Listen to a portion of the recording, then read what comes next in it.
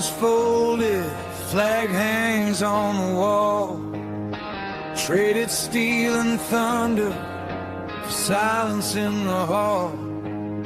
The mission's over, the deployment's done, they said. But the war inside my head, it hasn't left instead.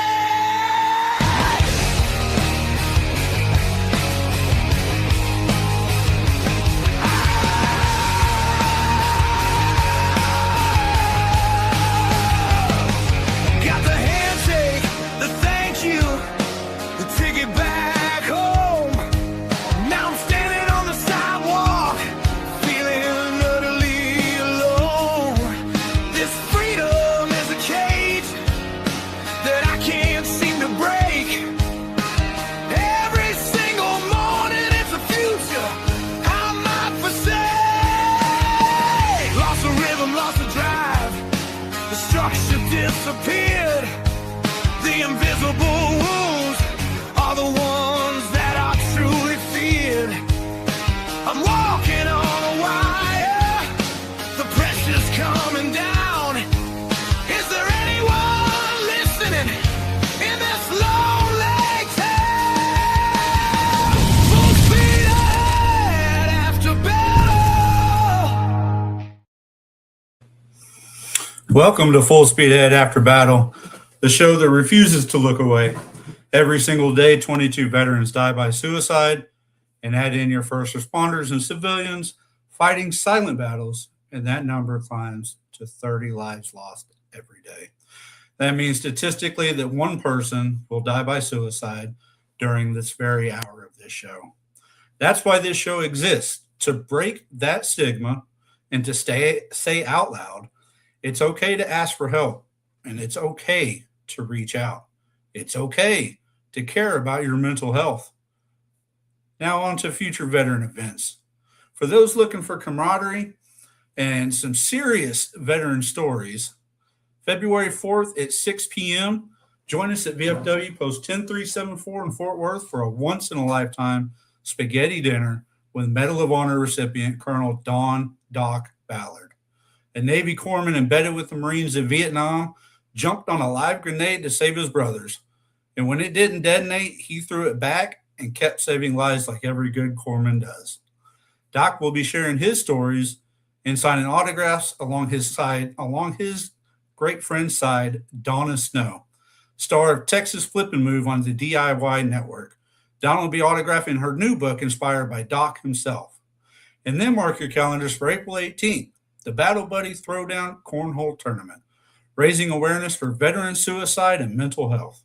All proceeds go to our local Irreverent Warriors chapter, and we're honored to welcome Bruce Stacy as keynote speaker, a two-time Purple Heart recipient, 2 Silver Stars, 2 Bronze Stars, and current chairman of the Air Power Council, supporting wounded warriors, children of the fallen, and veteran education initiatives. So what's been going on this past week since our last show? Well, we've had 3 VA appointments for the CMP exams, and I've got to say they were surprisingly positive, very professional and courteous, and one of the doctors was actually a veteran's wife, told me, I'm here to help you, not the VA, and that hit me differently, because first time I've ever heard that at the VA. Mom was here. She needed for much needed R&R, took her to the rodeo for her stock show with her and my wife, and just catching up, laughing, soaking in the good stuff, you know. Last week, Grams was guest hosted here as we tackled addiction and recovery, raw, real, and necessary. And now let's get on to tonight's guest, Doug Belkofer. Doug is the founder of Forging Truth, a U.S. Army veteran, author, and trauma-informed transportation guide. He helps high-functioning men in midlife who feel stuck, numb, or disconnected under the childhood-rooted beliefs silently shaping the reality. He doesn't speak from theory, he speaks from scars. Rebuilding his marriage or rewiring trauma-shaped beliefs, he's lived it, and tonight he's here to talk about why smart, capable men feel emotionally distant, and how childhood beliefs sabotage adulthood, and what emotional armor really costs, and what it takes to finally break the cycle. If you've ever felt like you're doing the work but still stuck in the same patterns, Doug's got clarity that cuts through the fog. So buckle up, because this isn't just another episode. This is full speed ahead, and we're going straight into the fire. The interview of the week is brought to you by Jersey Mike's, a sub above. Doug, welcome to Full Speed Ahead. I'm glad to have you. Thanks for joining us here on a Monday night. How are you doing? I'm doing good. I'm glad to be here. Thank you for that amazing introduction. Oh, I appreciate it. I got to show off, all the guests because, I think there was some concern about how you're able to help veterans with all you're doing. And I think we talked about that. And I think it's good to point out that, a little bit about what you talk about is actually rooted in our youth. And I know we're going to get into that a bit. And, but first, I know I gave you an intro, but I'd like to take you a couple minutes and kind of introduce yourself more personally or whatever it is that I missed out there for you. Well, you touched on one thing that I really want to emphasize, and that is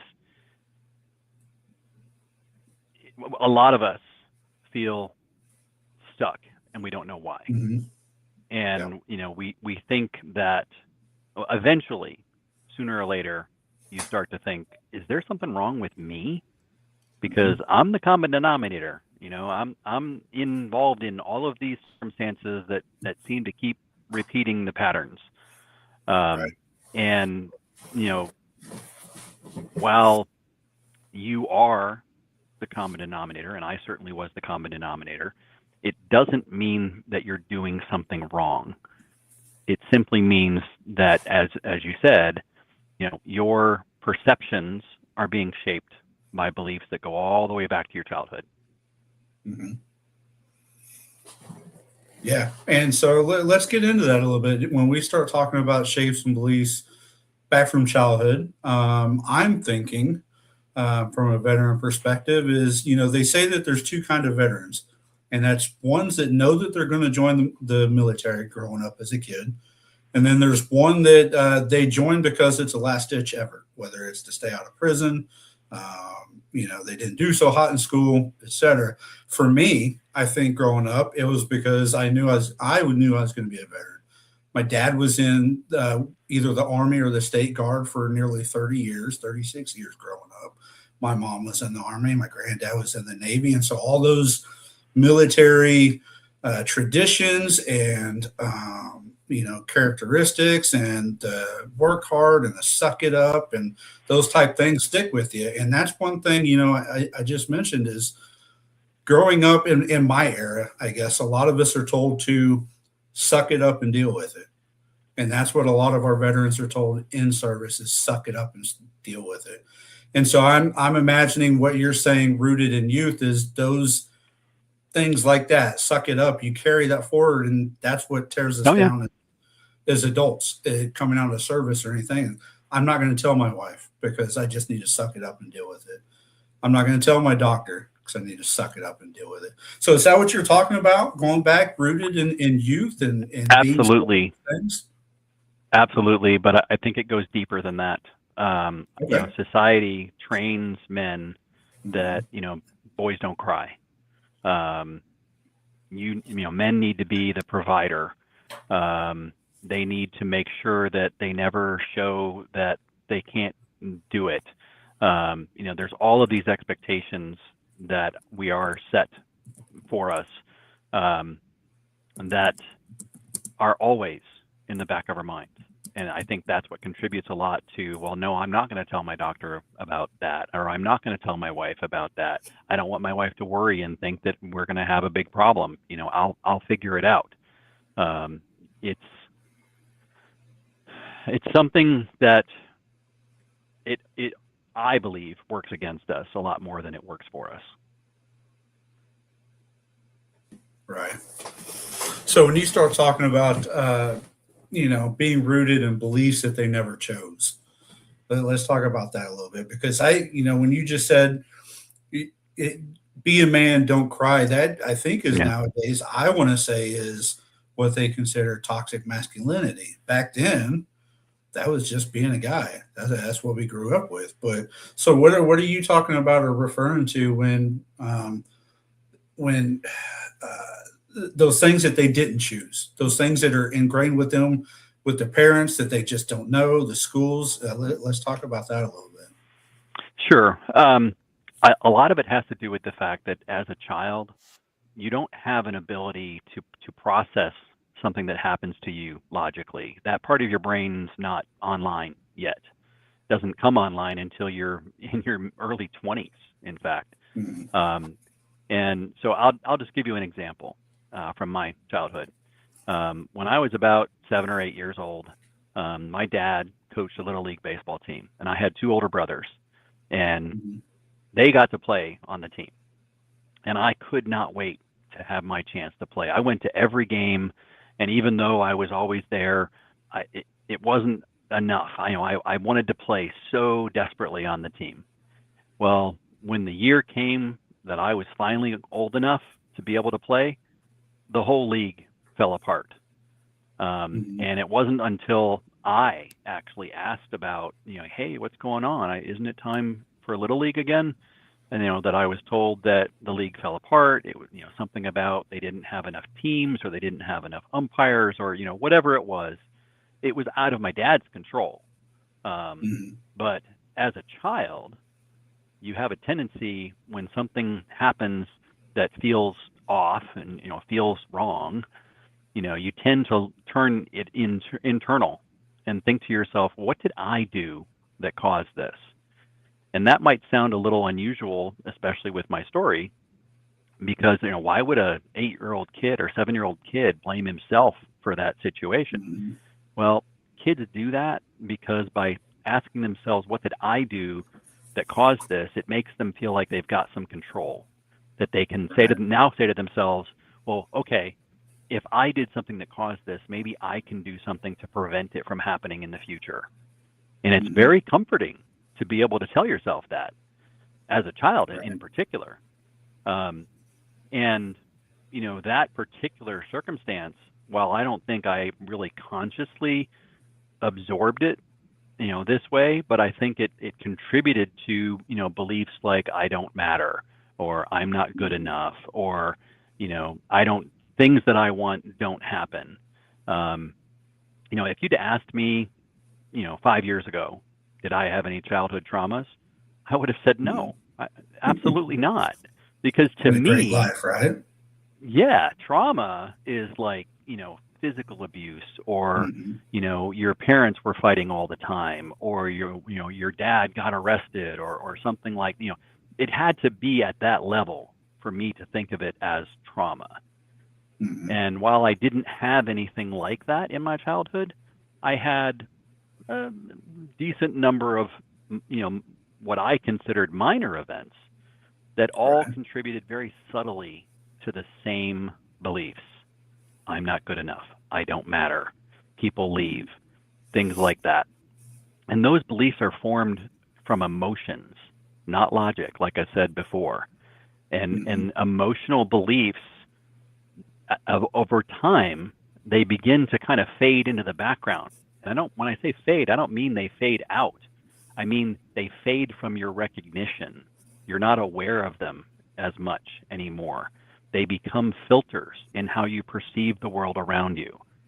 And the neuroscience behind how your brain, if you think about it, at any given moment, there's a tremendous amount of sensory input flooding your brain. Your eyes, your ears, your sense of smell, all 5 senses. You can't process it all. And so there's a portion of your brain that acts as a filter that decides what to bring to your conscious attention. And it uses your beliefs to do that, even if those beliefs are not positive.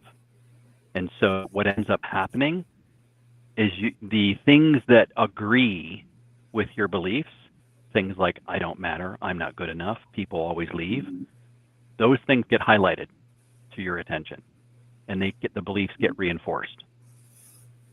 And so how could you possibly, even when you do the work, you mentioned that people that have done the work, they've read the books, they've gone to seminars, they've listened to podcasts, and yet the same patterns keep repeating, and they don't understand why. Well, Right. it's because those filters are still in effect, and even the results of the work you're doing are being perceived through those same filters. So that kind of brings to mind something then when you're talking about the, being ingrained in you growing up and you fall back on those instincts and those things, and how there's so many things that come at you sensory wise. Now, when you talk about veterans coming out with trauma and TBIs and depression, anxiety, and all that, Yeah. a lot of times when all that stuff, now you're severely limited in how you take all that in. And so I'm thinking now maybe that's what you're reverting to, is that childhood trauma that you're talking about, because that's what that's what you grew up, that's what's familiar. And so maybe you're falling back on that, which isn't necessarily good, because if you haven't dealt with that past trauma, Yeah. it's a bad thing for you to latch on, and it's going to keep you uh, with those dark thoughts going forward, right? Well, When you I'm not good enough for my combine, wife now. Yeah. yes, when you Yeah. combine those kinds of beliefs, I'm not good enough, I don't Hmm. matter, with the kind of experiences that veterans have been Hmm. through, they start to feel like they were contributing to it.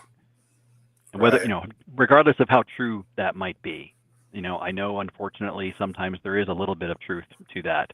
But we tend to, the way that you perceive those kinds of events when you've got those sorts of filters in the back of Hmm. your mind, it's, I can only imagine, the sorts of impacts that could end up having on people.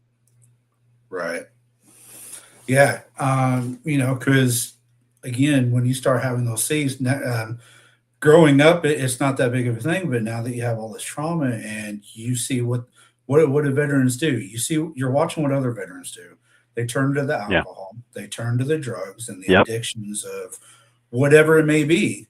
And then that multiplies those thoughts 10, 20 times. And Yep. that's what leads them down that darker spiral. So, really, that's what I do with like a lot of my mental health coaching with veterans is, maybe not as deep as what you talk about with the childhood trauma, but we need to go back and figure out what your original trauma was and work on that. Because if that's what you're falling back on, dealing with this Yeah. other stuff, that's not going to help. So yes, you have PTSD from this event, but you've got to fix a little bit of that other stuff before you can go fix that, because it all goes together. Because if you don't fix the childhood trauma, you might fix your PTSD, but then you think about that childhood trauma one day, and then you're right back in that cycle. Yeah, and unfortunately, the alcohol and the addictions, those are just ways of numbing out. That's all it's Hmm. doing. It's because I don't want to feel things as strongly as I'm feeling them. And so I'm going to, turn to alcohol or other kinds of addiction. Unfortunately, another thing that's missing for people a lot is connection. Connection is the one thing that I believe can work Hmm. against addictions, of all kinds, because addictions typically are about trying to substitute, trying to find Yeah. something to substitute for what you don't want to feel, and also to substitute for a lack of connection. Right.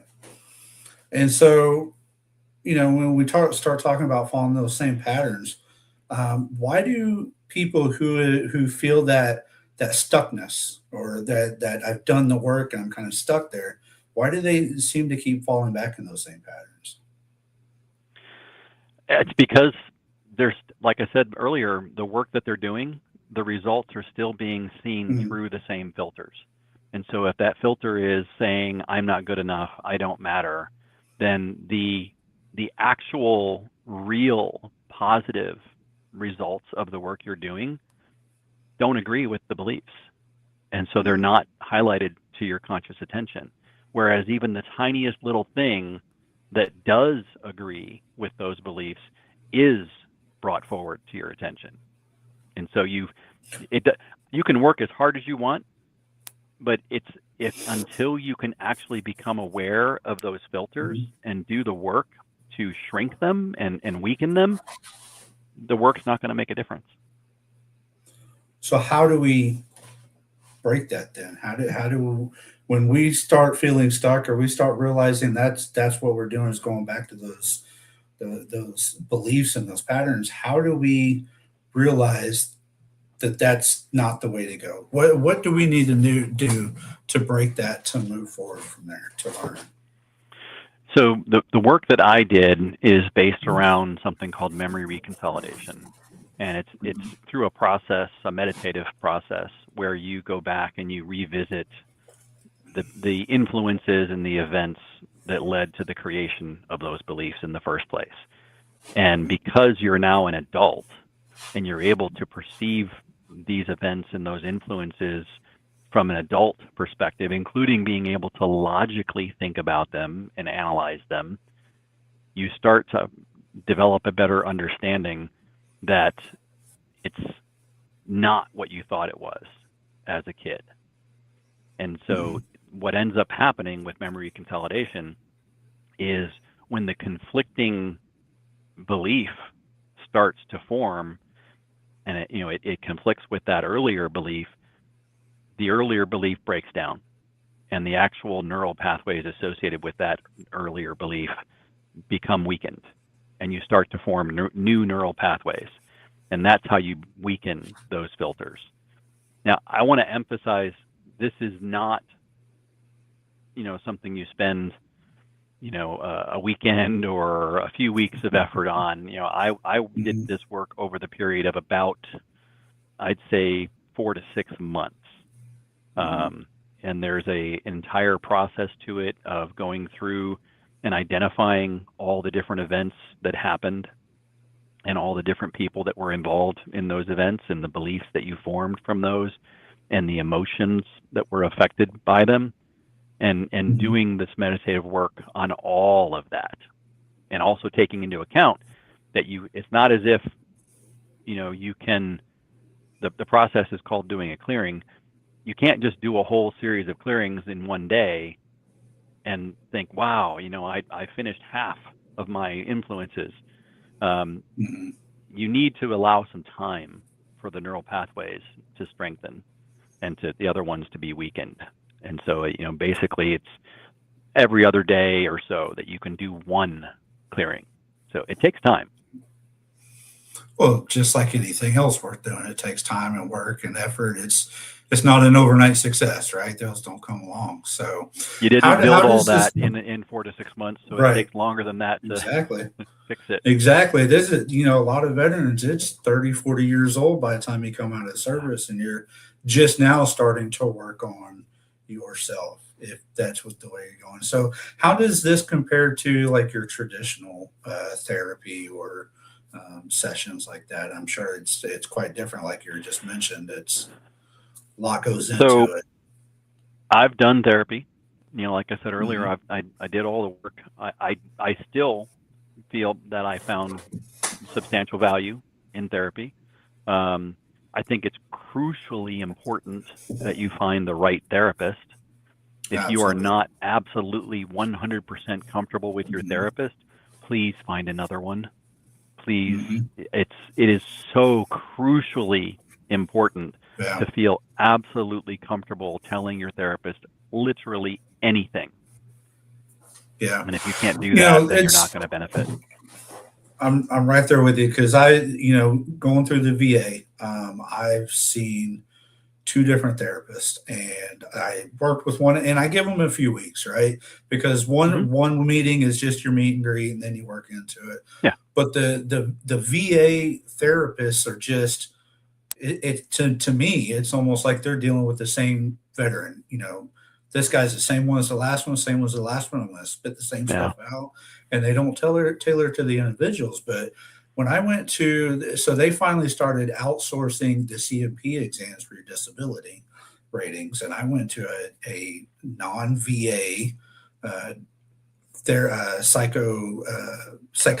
psychologist, for the mental health portion of the CMP, and she was the first one I think that really got it, because she's a veteran's wife, and she knows that each veteran's different, and you got to tailor it Yeah. to them. And when she told me that, she told me and my wife in that meeting that I'm not here to help the VA. I'm not here to screw you out of money. I'm here to help you emotionally and physically and whatever I can do. And so that's where, I'm with you. And for the veterans listening, or anybody listening, don't think you got to stay with that first therapist at all. Change them if you got Yeah. to. Find one that you're completely comfortable with. Give them a couple of chances, but it's going to take time to build that relationship and that trust. And so, again, that's something that's not going to happen overnight. But so this is part. I'm assuming this is part of your Forging Truth website company that you're doing. Is that correct? Yes. Yeah. It's still pretty new. I just formed Mhm. the business last year in May, I think it was. And I'm still in the process of developing content. I do have a free class. I've got an ebook that I'm going to be selling pretty soon. I also have a live paid class that I'm going to be doing. And I've got other offerings that I'm planning in terms of one-on-one coaching, as well as basically, mentoring someone through the same process that I went through to resolve those filters. And is this an in-person or virtual, or how does that work? Anybody can join in? It's almost all virtual. Okay. I'm not averse to doing in person if that works out. If somebody happens to be nearby, I would not have an issue at all meeting somebody in person.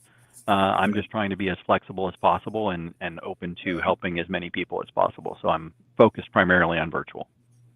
Yeah, I know being virtual these days is a lot easier for a lot of people, because the added stress of going in and talking to someone face to face, when I can sit in the comfort of my own home and work on something that's already going to be tiring and exhausting, I'm sure.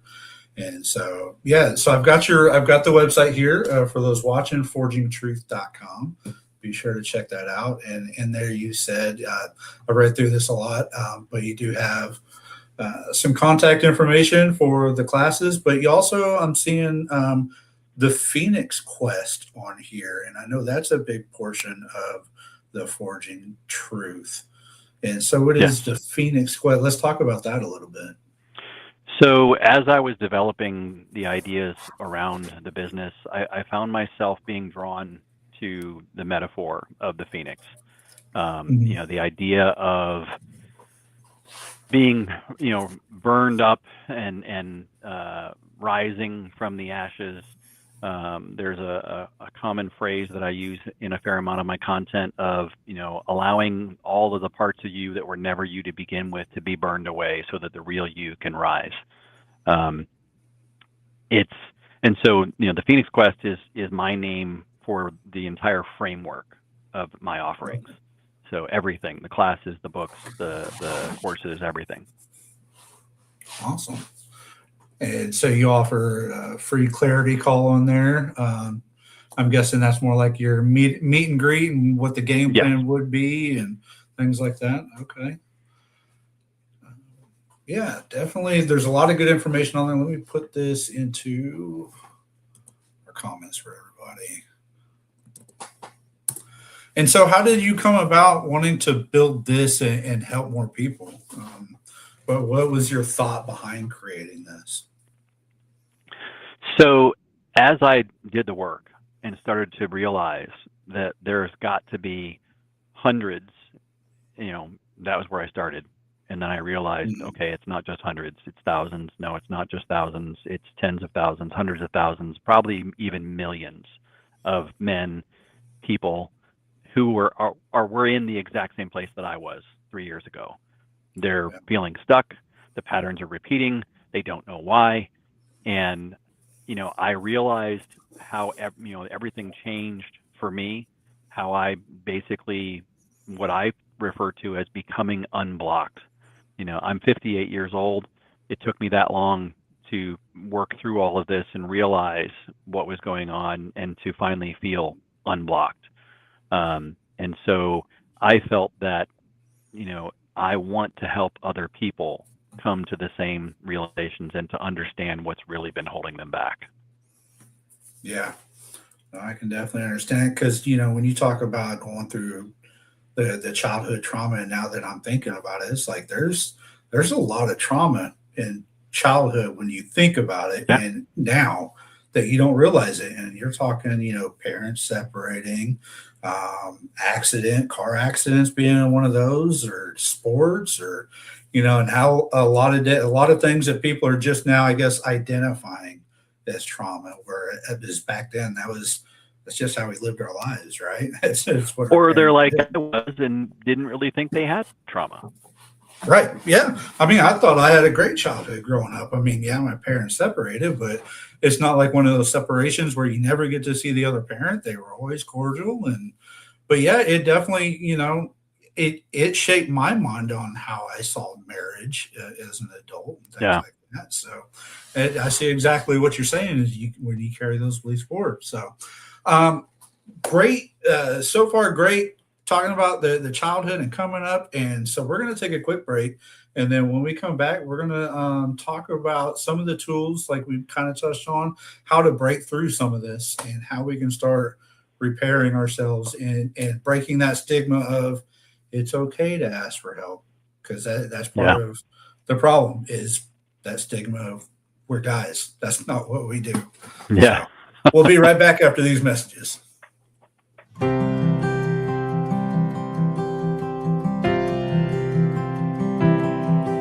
Been home about 6 months now, and I still have my doubts.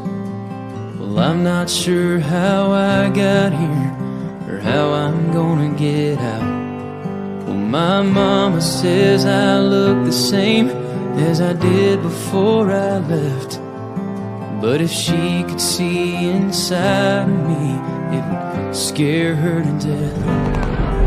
I can still taste the powder from the barrel of my gun, and I can hear my sergeant screaming, "Run, soldier, run!"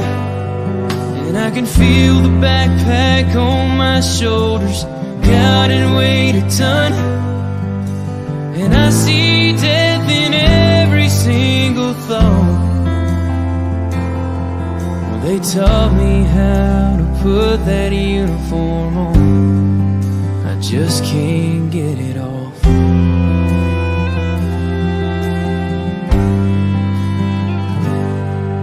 Last Saturday they honored us in a small parade downtown, and when they shot off those fireworks, I nearly hit the ground.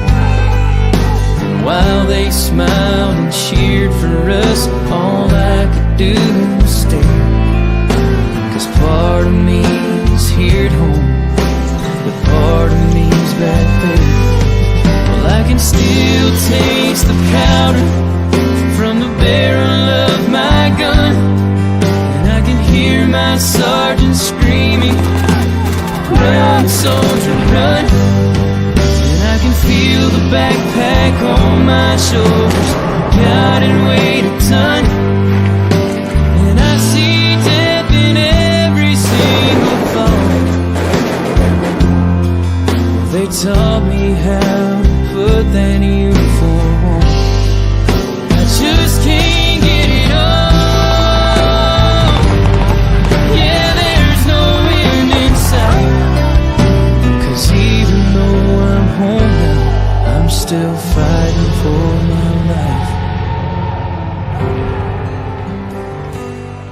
Well, I can still taste the powder from the barrel of my gun, and I can hear my sergeant screaming, "Run, soldier, run!"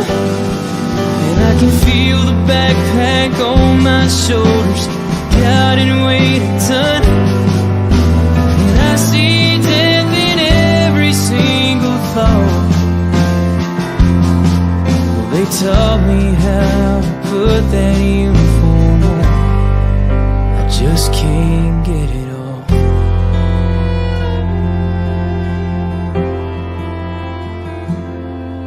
Well, the devil's won some battles, and he may win some more, but don't he know the American soldier will always win the war?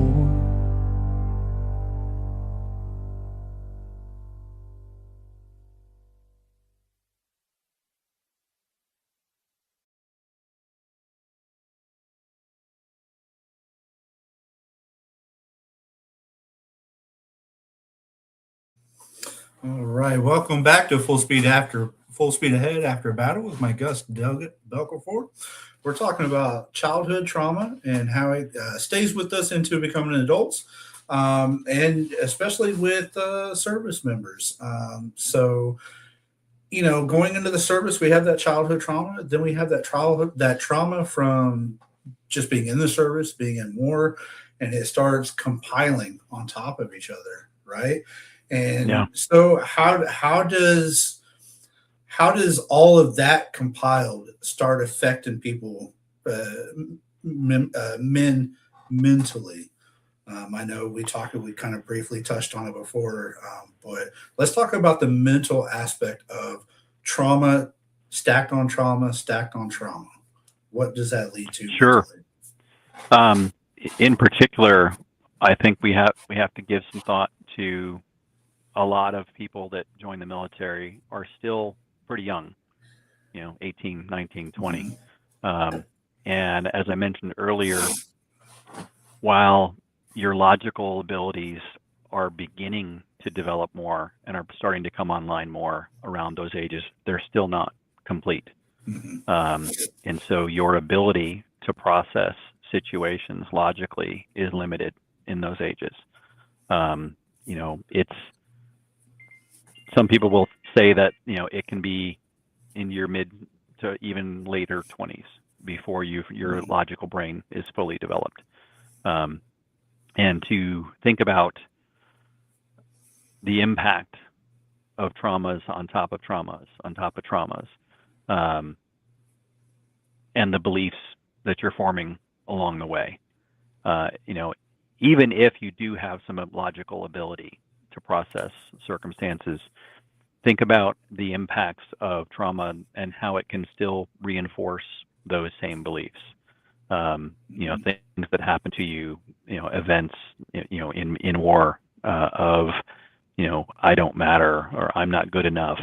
How often, people who lose friends, right in front of them and end up taking ownership for that. I can certainly believe that those early beliefs may be contributing to people taking ownership and things like that. Right. So let's talk about the emotional armor part of that and how that protected us in childhood and growing up. And how does that become the very thing that starts destroying yourself or your relationships, from that emotional armor perspective? So in many ways, the emotional armor that we wear not only protects us and makes it so that we don't have to reveal our emotions, but it also blocks emotions from coming in. And so while you're protected from being hurt emotionally, you're also shielded from positive emotions. You're unable to feel them. And the cost there, I don't even think you can measure it or quantify it. Right. I can speak from my own experience. That's exactly what I did. I was practically in my 40s and I was still, had walls up all around me. Doing all of this work, I eventually also came to a realization that the same beliefs that had, become my filters also led me to subconsciously withdraw from relationships. Every single relationship I was ever in, multiple marriages, over time, I would withdraw and become more distant.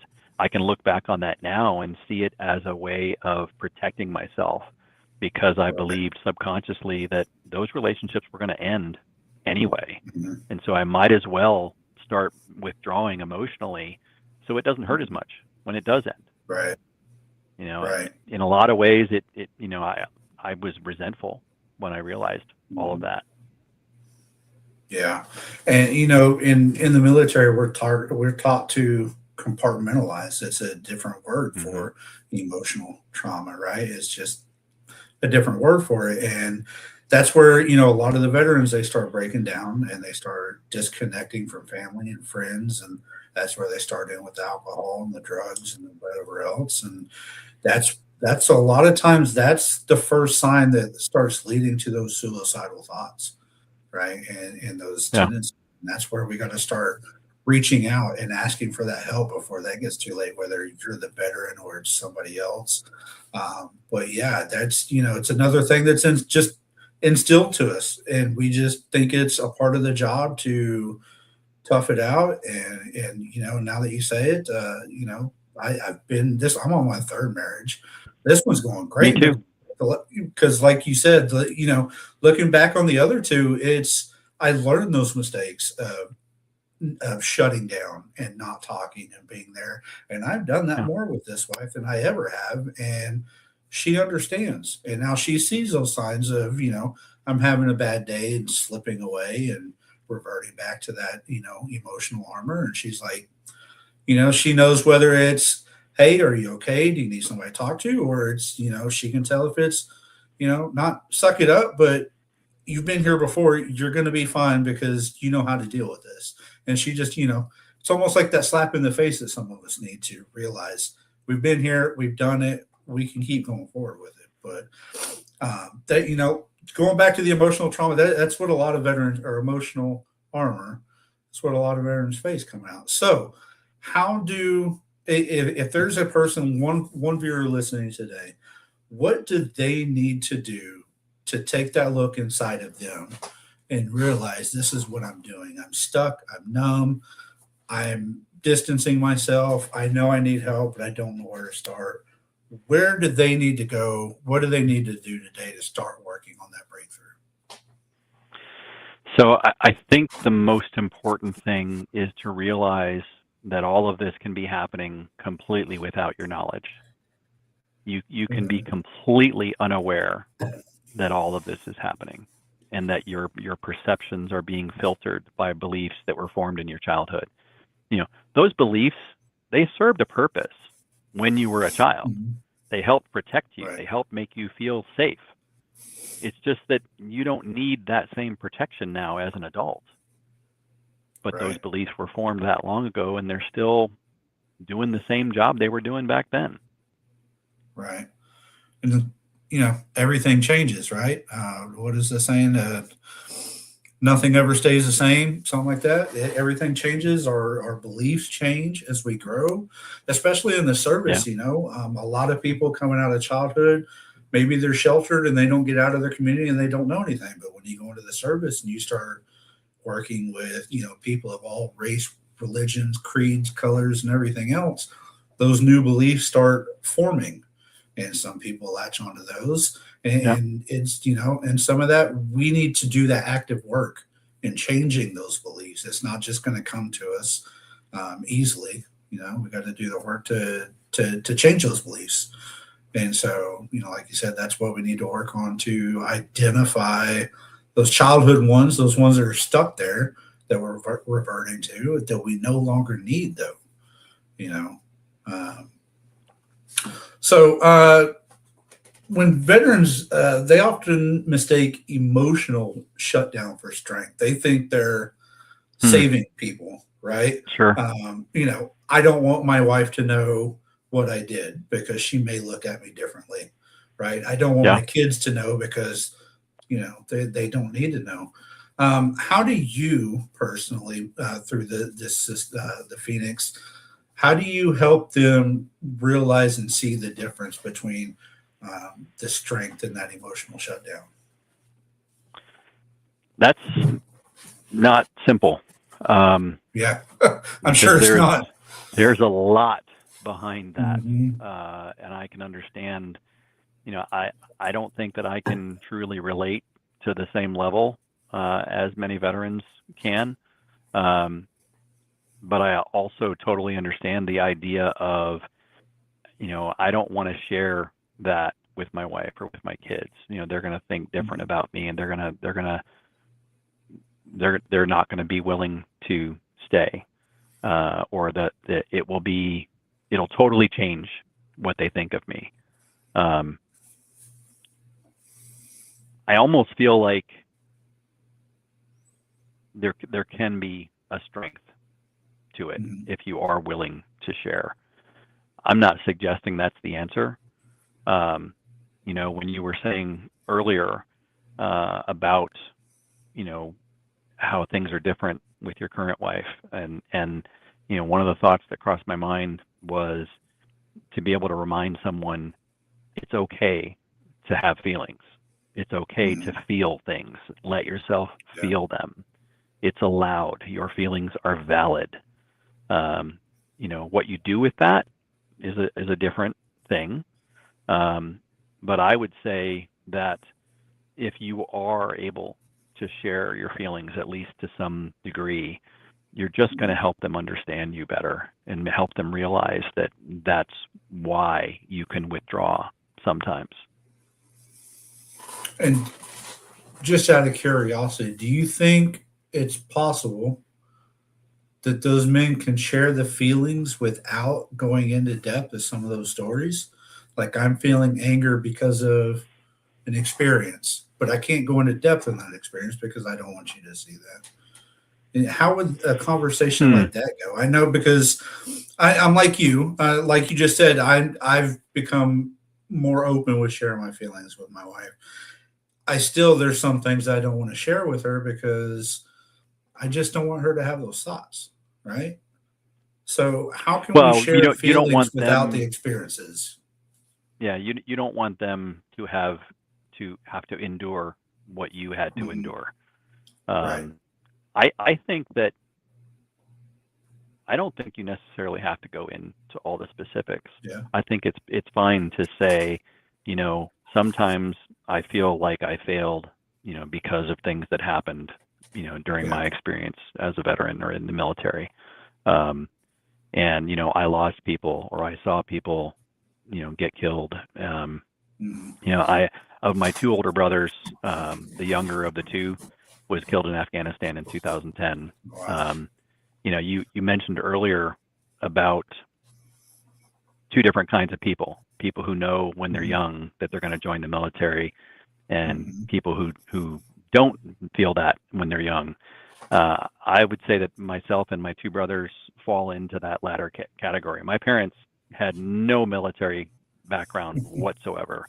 And in fact, if I even go back, to their parents and their siblings and so on, there's hardly any military background whatsoever. And yet all three of us decided to join the military. My oldest brother was in the Navy on nuclear submarines. My other brother, Tom, was in the Army. He was a lieutenant colonel when he was killed.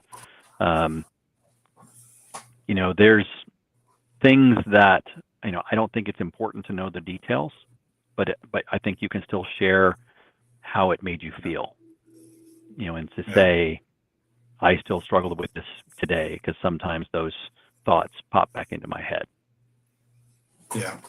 And so, how can a spouse support their person who's carrying both that trauma from childhood and from service without losing who they are as a person? Because we talk about networks and people being there to support and sharing the feelings. So, how can they support the person that's dealing with the trauma without feel like I'm going out of my way and I'm getting tired of this, because it happens, right? They get tired of dealing with Yeah. it sometimes. Well, I think it's difficult, especially if the person that's having the feelings is just staying caught up in the feelings, and they're not Mhm. really doing anything about it.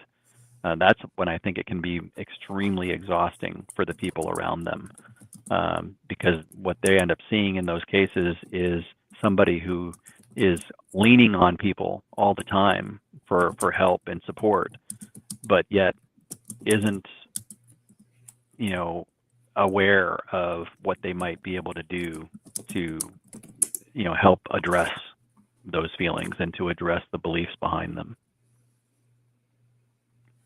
Yeah.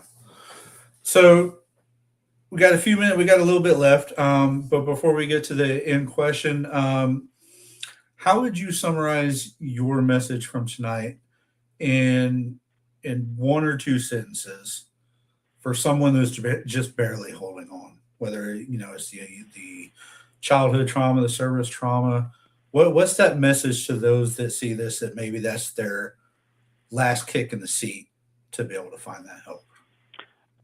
I think, I touched on this earlier, and I think it's definitely worth emphasizing further, is you're not broken. You didn't make bad choices that caused you to perceive the world around you the way you do. You weren't even necessarily aware of it. And so, I think far too many people, once even the inkling of a thought pops in their head of, is there something wrong with me? They can start down a downward spiral and feel like, I can't get out of this. But, I can't emphasize enough that how much all of this can be going on in your mind without you being aware of it at all. Yeah. So that leads us into my final question, the 2-minute drill. I run through all my guests, and you already wrapped it up pretty nicely. But I just want to ask if you can say anything at this moment to veterans, to anybody listening, to whoever's stuck with that emotional trauma, childhood trauma, or whatever it is, one thing you want to get off your chest or off your mind. What is that saying? You got 2 minutes. Okay. If I could leave anything with the viewers and listeners, it's this. Most of us were trained to push through, to adapt, to carry the load. It saved our lives at one point. It taught us a lot about, it taught a lot of us to ignore what we were feeling until we couldn't feel much of anything at all. Mm-hmm. If you're watching this and something in you feels tired and numb or disconnected, or like you're always on guard, even at home, I want you to hear this clearly. This doesn't mean you're weak. It doesn't mean you failed. And it doesn't mean you're broken. I can't say that enough times. It means something learned how to protect you a long time ago, and it never got told the mission is over. You don't have to fix yourself. You don't have to relive everything. And you don't have to do it alone. Just don't lie to yourself anymore. Pay attention to what keeps repeating. Pay attention to where you shut down. Pay attention to what you avoid feeling. That's not failure. That's information. And when you're ready to look at it honestly, that's where the real strength comes back online. Nothing else needs to happen.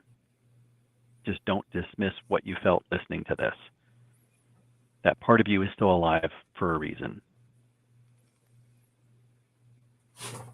That might not have been 2 minutes, but no, you're good, Doug. That is a great message. I think that goes along the lines of the way I close out every show. Is you served alongside men and women, just like in battle. You're not in this life alone. So reach out, ask for the help, reach for those that are still around you. They're still there. The mission's just different now. And so you got different battle buddies. So keep it up. Doug, thank you so much for coming on Full Speed Ahead tonight. Great information.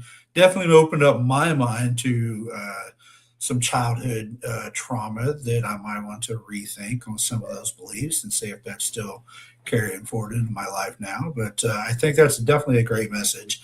So thank you so much, and good luck with everything with Forging Truth.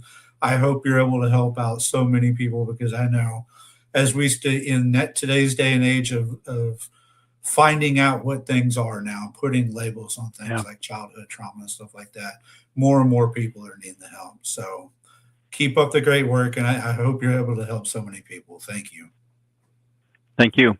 I'm so thankful to be here. Yes, sir. All right. Have a great night, Doug. Thank you. All right.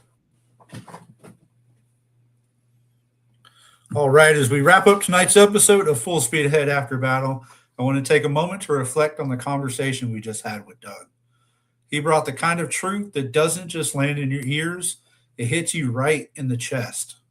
We talked about the beliefs we inherit without ever choosing them, the emotional armor we wear without realizing the cost, and the patterns that we repeat even when we think we've done the work. Doug reminded us that numbness isn't weakness, it's a survival strategy, and breaking that cycle takes courage, honesty, and a willingness to finally look inward. If something Doug said tonight stirred something in you, good. That means you're alive, and that means that you're still finding a spark worth fighting for. And speaking of fighting, next week, we keep this momentum going. Our guest will be Sean Lowry, the veteran guy, Afghanistan veteran, survivor of addiction, survivor of suicidal thoughts, and a man who has walked through the darkest parts of the valley and lived to tell the story. Sean is coming on this show to remind every single one of us listening that you are not battling this alone, like we just said. Lean on your people when the weight gets heavy, and reach out when the thoughts get loud. And watch how the real, true friends rise to the occasion, because that's what this community does. And we rise together. We show up together, and we carry each other when the road gets rough. So until next time, take care of yourselves, take care of each other, and remember, it's okay to ask for help. It's okay to reach out, and your story isn't over. This is Full Speed Ahead After Battle. We'll see you next week. Dismissed. Life is like a duck. Tough times don't last, but tough people do. Here at Military Broadcast Radio, we're teaming up with our friends at Die Tired, the veteran-friendly music band spreading strength, resilience, and mental health awareness one shirt at a time. And check this out. Their brand new shirts feature broadcast beaker right on the breast pocket. A reminder that you can weather the storm, and you're never alone. Shirts are only $25, and proceeds support giving veterans a voice. MBR's mission to teach veterans how to podcast and videocast. Because when our vets are talking, they're not overthinking. They're not second-guessing. Together, we stop the 22 stigma. Grab your shirt today at mbradio.us and hit the shop. Or go directly to toramerch.printavo.com/merch/dietiredband. That's toramerch.printavo.com/merch/dietiredband. Suit up, stand strong. Remember, we're unduckable together. You're built tougher than the storm. Ladies and gentlemen, thank you for tuning in to Military Broadcast Radio. As we wrap up today's show, we want to remind you that the podcast of today's episode will be available right after we go off the air.